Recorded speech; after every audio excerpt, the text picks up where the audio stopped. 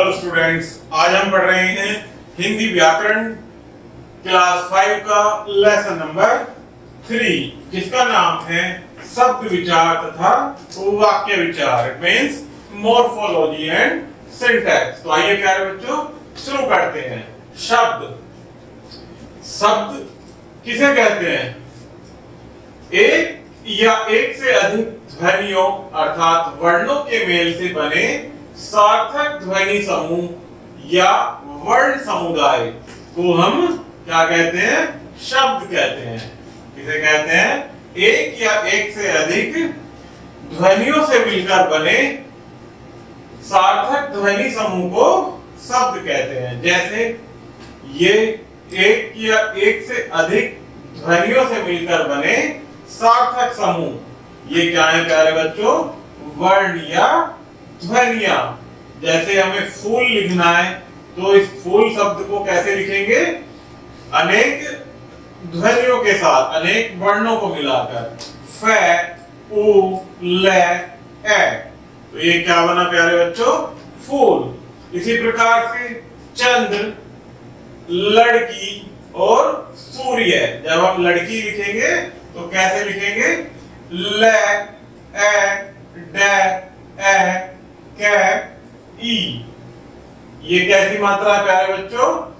लड़की के साथ कैसी मात्रा आती है? बड़ी मात्रा। तो ये कैसे लिखा जाता है? क आधा होता है ये हलंत के साथ यहाँ, और प्लस बड़ी ई की मात्रा, क्योंकि ये लड़की में वर्ण के पीछे की ओर से लगती है। तो ऊपर दिए गए शब्द वर्णों के मेल से बने हैं। इनका उच्चारण करने से इनका अर्थ भी स्पष्ट होता है।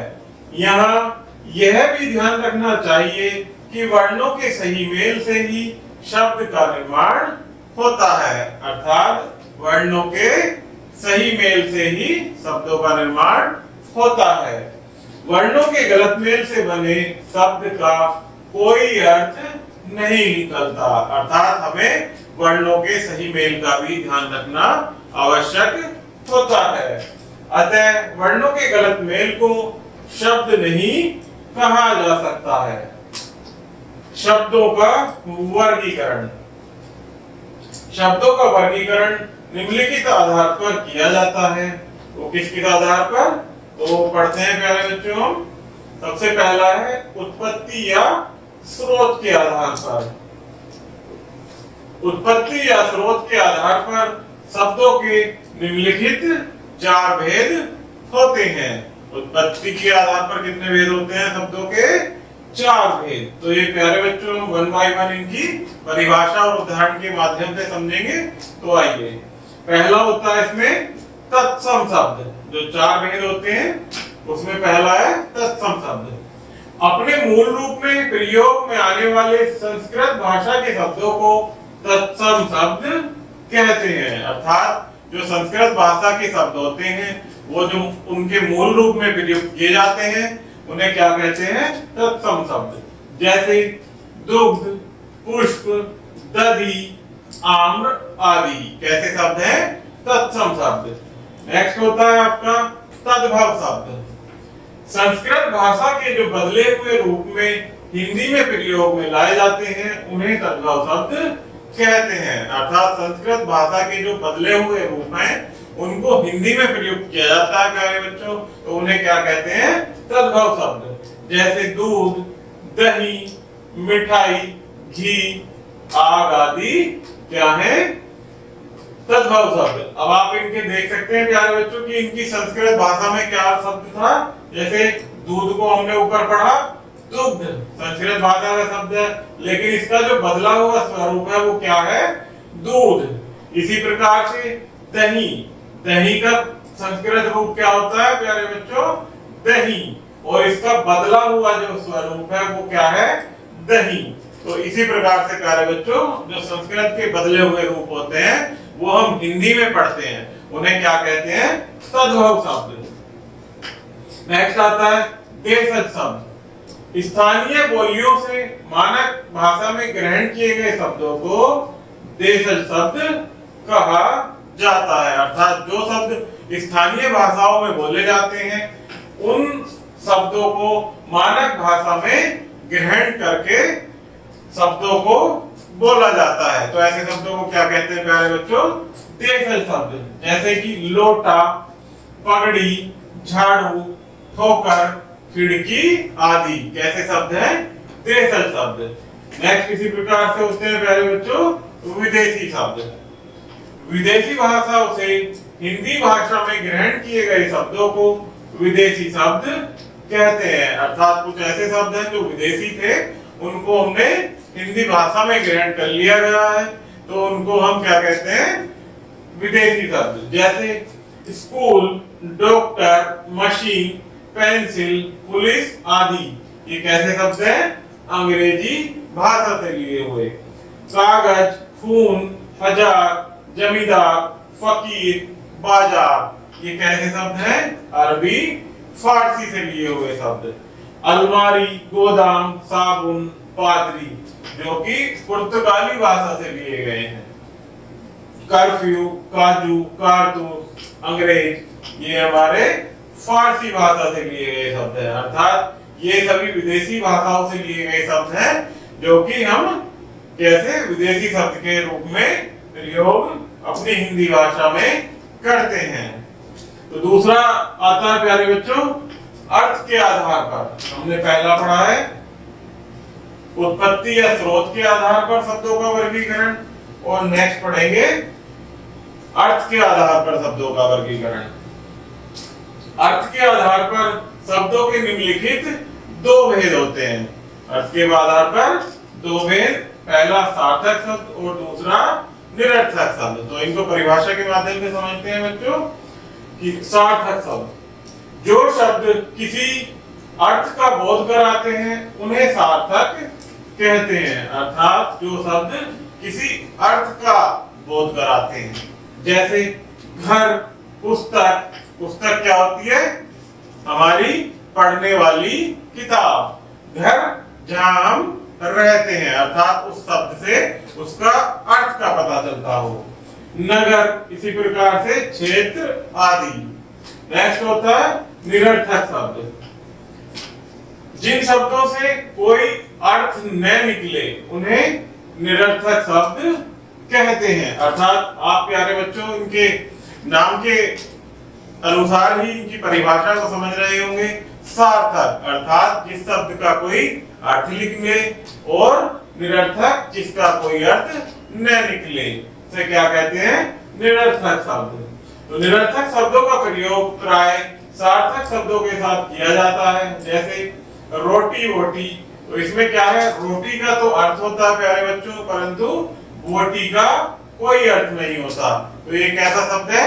निरर्थक शब्द। इसी प्रकार से खाना, वाना। खाने का अर्थ होता है परंतु वाना कोई अर्थ नहीं होता, इसलिए ये सार्थक शब्दों के साथ ही निरर्थक शब्दों का प्रयोग किया जाता है। इसी प्रकार से पानी, वानी, ताला, वाला कैसे शब्द है? ये निरर्थक शब्द। नेक्स्ट आता है प्रयोग के आधार पर शब्दों का वर्गीकरण। वाक्यों में प्रयोग के आधार पर शब्दों के निम्नलिखित दो भेद होते हैं। अर्थात वाक्यों में शब्दों के आधार पर कितने भेद होते हैं? दो भेद। पहला होता है विकारी शब्द। वाक्यों में प्रयोग करते समय लिंग, वचन, कारक आदि के अनुसार जिन शब्दों के रूप में परिवर्तन हो जाता है उन्हें क्या कहते हैं? विकारी शब्द। अर्थात लिंग, वचन और कारक के कारण जिन शब्दों में परिवर्तन हो जाता है उन्हें क्या कहते हैं?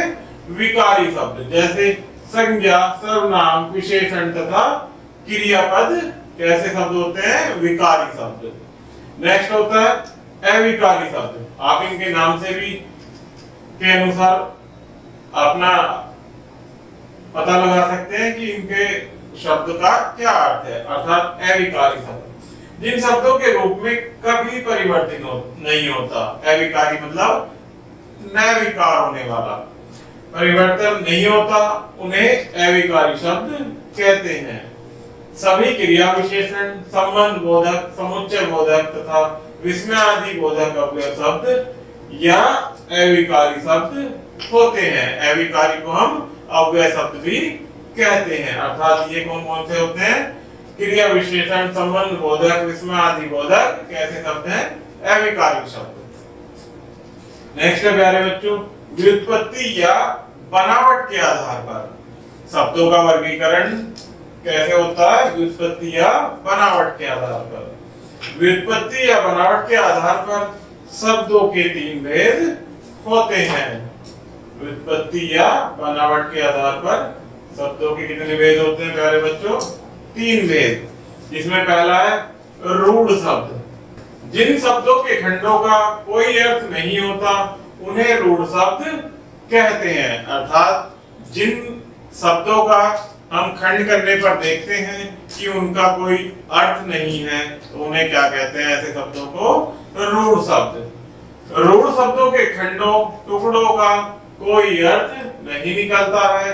जैसे फल शब्द का अपना एक निश्चित अर्थ है, किंतु फ तथा ल को अलग अलग कर दें तो फ और ल से कोई अर्थ नहीं निकलता। तो ये क्या है प्यारे बच्चों?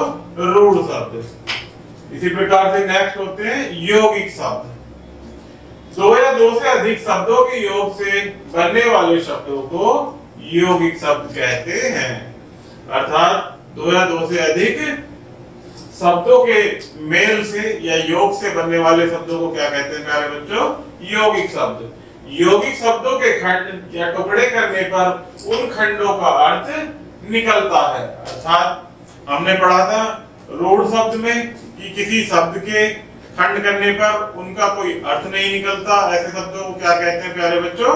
रूढ़ शब्द। और दो या दो से अधिक शब्दों के मेल से जो शब्द बनता है उनके खंड करने पर कोई अर्थ निकलता है, खंडों का अर्थ निकलता है, तो ऐसे शब्द क्या कहलाते हैं प्यारे बच्चों? यौगिक शब्द। जैसे हम एक शब्द लेते हैं पाठशाला, अगर इनका हम खंड करते हैं तो क्या क्या लिखा जाएगा प्यारे बच्चों? पाठ प्लस शाला, पाठशाला। इन दोनों का अपना एक विशेष अर्थ है। पाठ मतलब पढ़ना और शाला मीन्स जहां हम बैठकर पढ़ रहे हैं, तो इन दोनों का अर्थ निकलता है, इसलिए यह कैसा शब्द है? यौगिक शब्द। इसी प्रकार से देव दूत, देव प्लस दूत, इनका अपना विशेष अर्थ है, इसलिए कैसे शब्द है ये? यौगिक शब्द। इसी प्रकार से शीश महल, शीश प्लस महल। इसी प्रकार से कमलदान, कमल प्लस दान, इनके खंडों के अपने विशेष अर्थ होने के कारण ये कैसे शब्द है प्यारे बच्चों? यौगिक शब्द। नेक्स्ट होता है योग रूढ़ शब्द। कुछ शब्द ऐसे भी होते हैं जो दो या दो से अधिक शब्दों के मेल से बनते हैं। यौगिक क्या था? दो या दो से अधिक शब्दों के योग से। और योग रूढ़ क्या है?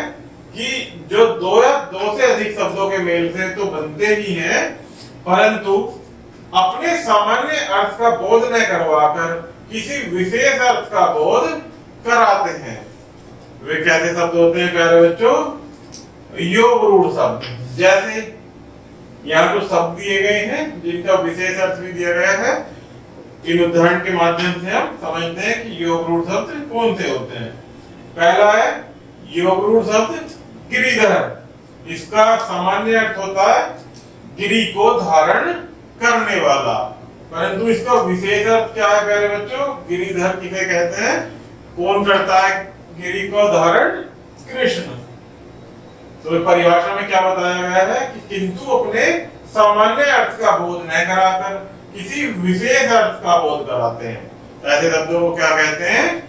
योग रूढ़ शब्द। नेक्स्ट है प्यारे बच्चों दशानन, अर्थात 10 मुख वाला। तो कौन था 10 मुख वाला प्यारे बच्चों? इसका विशेष अर्थ क्या हो जाएगा दशानन का? रावण। ये किसे इंगित करता है? रावण को।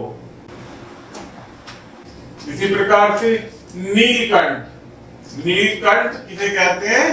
नीले कंठ वाला। कौन है नीले कंठ वाला प्यारे बच्चों? शिव। विशेष अर्थ क्या हो जाएगा नीलकंठ का? शिव।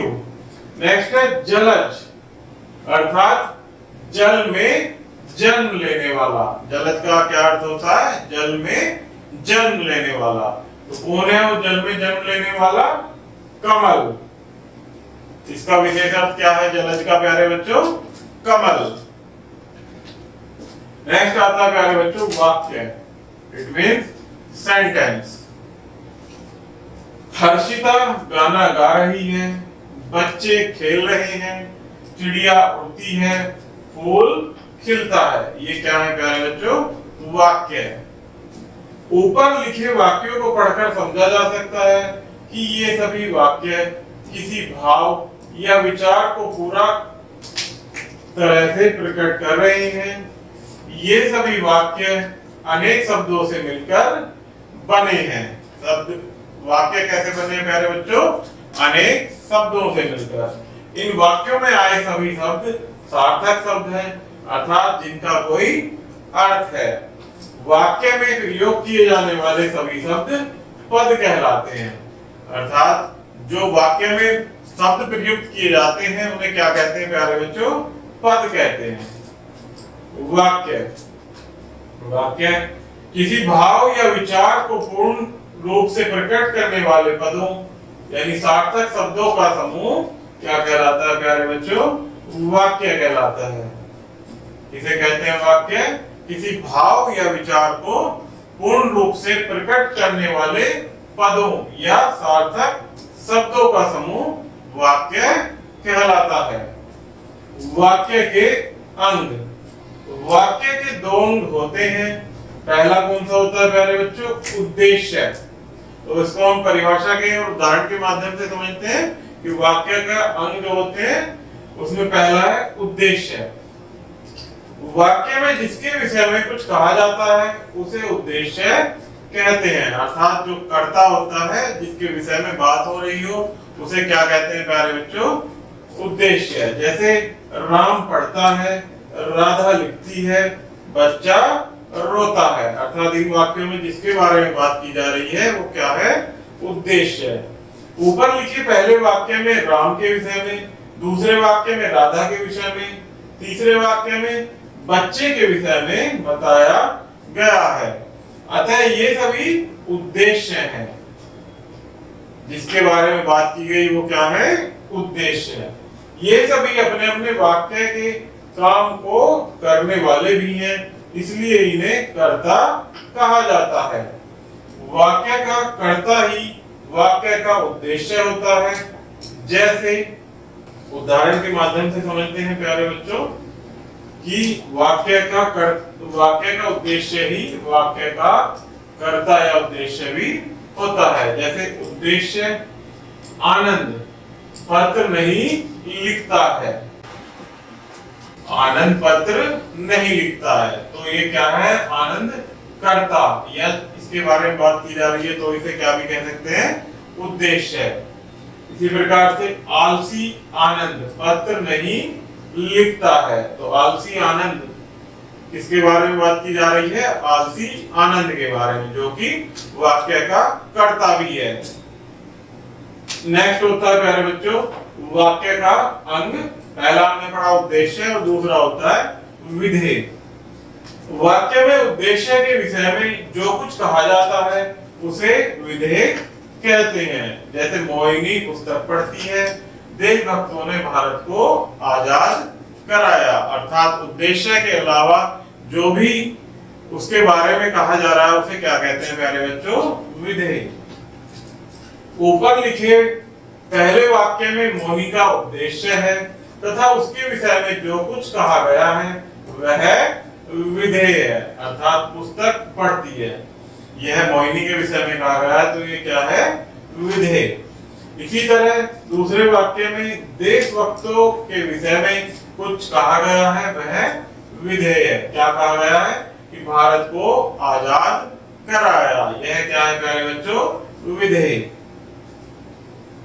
वाक्य के प्रकार। वाक्य तीन प्रकार के होते हैं। कौन कौन से? पहला होता है सरल वाक्य। जिस वाक्य में एक ही क्रिया होती है उसे सरल वाक्य कहते हैं, अर्थात जिस वाक्य में एक ही क्रिया होती है उसे क्या कहते हैं, सरल वाक्य। जैसे वह लखनऊ में रहता था। नेक्स्ट, जीवन के पिता के पास एक कार है, अर्थात इनमें एक ही क्रिया है, तो ये क्या हो जाएगा प्यारे बच्चों, सरल वाक्य है। नेक्स्ट है संयुक्त वाक्य। जिस वाक्य में एक से अधिक साधारण वाक्यों को किसी समुच्चय बोधक अवयव से जोड़ा गया हो उसे संयुक्त वाक्य कहते हैं। जैसे हमने अभिषेक को बुलाया था किंतु वह नहीं गया, वह आया और चला गया। ये क्या है प्यारे बच्चों, संयुक्त वाक्य है। नेक्स्ट आता है हमारा मिश्र वाक्य। जिस वाक्य में एक प्रधान उपवाक्य और शेष उसके आश्रित उपवाक्य होते हैं उसे मिश्र वाक्य कहते हैं। अर्थात एक वाक्य में प्रधान उपवाक्य और उसके आश्रित उपवाक्य होते हैं, शेष उसके आश्रित अर्थात उस पर निर्भर करते हैं, तो उसे क्या कहते हैं, मिश्र वाक्य। जैसे उदाहरण के वाक्य समझते हैं, उदाहरण के माध्यम से कि वाक्य है पहले, मैं जानता हूं कि तुम चोर नहीं हो। ये हमारा एक वाक्य है, तो इसमें प्रधान वाक्य क्या होगा प्यारे बच्चों, मैं जानता हूं। ये क्या है, हमारा प्रधान उपवाक्य है। शेष उपवाक्य जिस पर वह निर्भर करता है या उस पर आश्रित है वो क्या है, कि तुम चोर नहीं हो। ये क्या है, आश्रित उपवाक्य है। ये किस पर आश्रित है, प्रधान उपवाक्य पर, कि मैं जानता हूं कि तुम चोर नहीं हो। तो प्यारे बच्चों, ये हमारा लेसन यहीं समाप्त होता है। आशा करता हूं कि आपको वीडियो जरूर पसंद आई होगी, तो चैनल को लाइक एंड सब्सक्राइब जरूर कीजिएगा। धन्यवाद।